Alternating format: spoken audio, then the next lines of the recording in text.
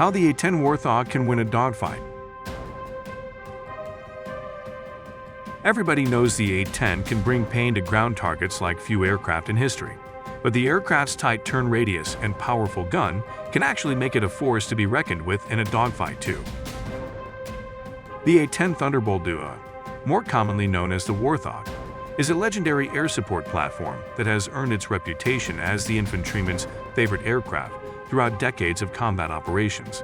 But the Air Force knows that a near-peer fight against an enemy with real air power will mean there is a chance A-10s may find themselves stuck in some fights they aren't supposed to win.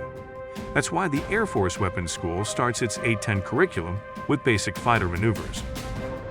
While basic fighter maneuvers are usually abbreviated in the aviation world to simply BFM, those of us who earn a living outside the cockpit call this kind of combat something different, a dogfight. The A-10 was not built to dogfight.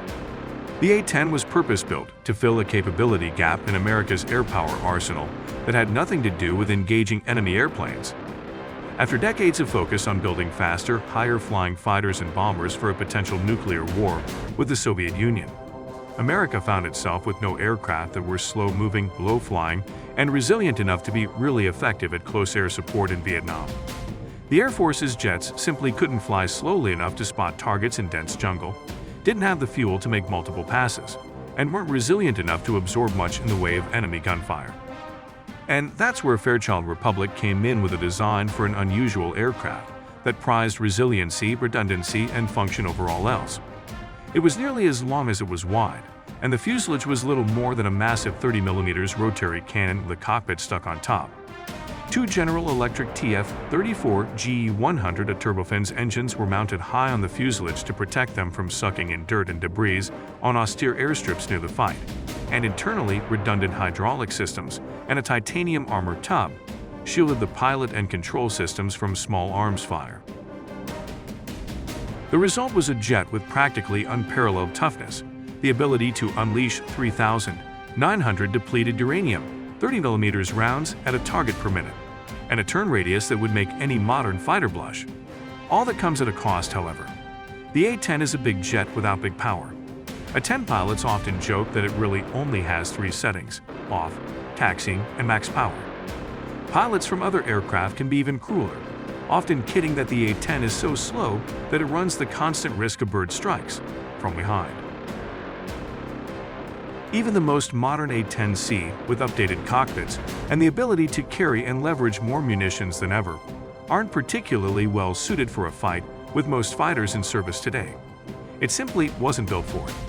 But with America pivoting back toward great power competition and the A-10 slated to remain in service until the 2040s, this CAS champ is once again facing the possibility of having to square off with jets that were built specifically to hunt down and kill planes that can move a lot quicker than the Warthog does.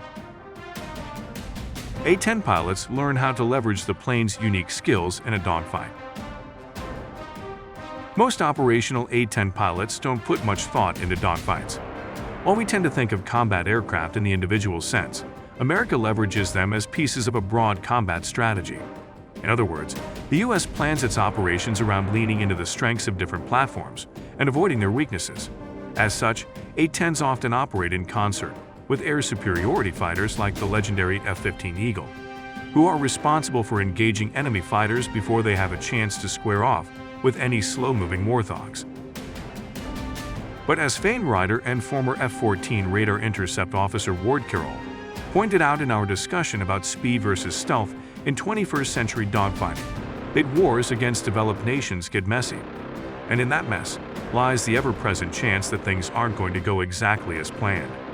With dozens or even hundreds of aircraft in a fight, it's entirely possible that a few enemy fighters might make their way past an A-10's air superiority teammates.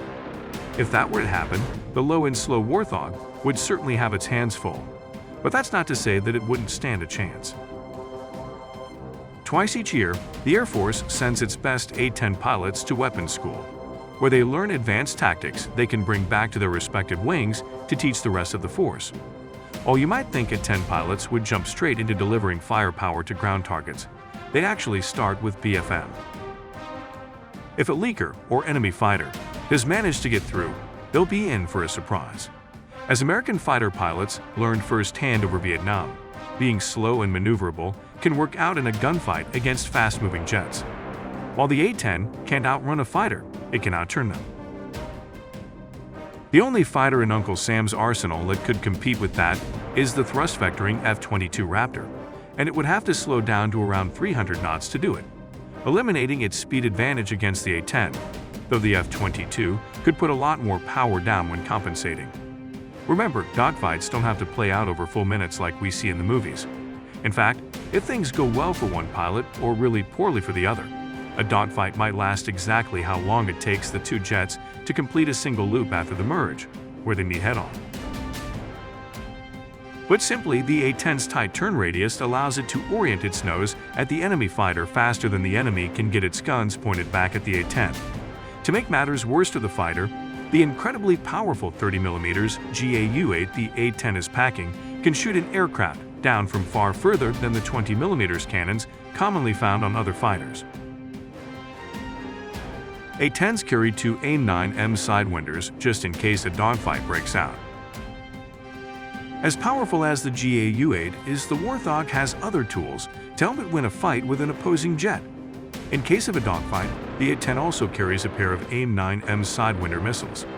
AIM-9s are infrared-guided weapons with a range of 22 miles, giving the Warthog the punch it needs to engage an enemy fighter at a distance. The combination of the A-10's tight turn radius and AIM-9 makes for a frightening 1-2 punch for aggressive enemy fighters. If an enemy jet finds itself in close quarters with an A-10, it's left to choose between two difficult options. You can try to outturn the A-10 and fire your weapons before it can, or you can turn tail and run from the BRRT. The problem is, if you turn and run, you're flying right into the heat-seeking Sidewinder's trap. A-10 scored 2 air-to-air kills against helicopters in Desert Storm. While no A-10 pilot has managed to shoot down an enemy fighter in combat, the platform does have a few notches in its belt for downing enemy aircraft. During the Persian Gulf War, A-10s found renewed life after more than a decade of stagnating under its counter-Soviet role. In just 40 days, the extent of the Persian Gulf War, the A-10 racked up an astonishing 987 kills against enemy tanks, 926 against enemy artillery pieces, 1,355 against other combat vehicles, 10 against enemy fighters on the ground, and 2 against airborne enemy helicopters.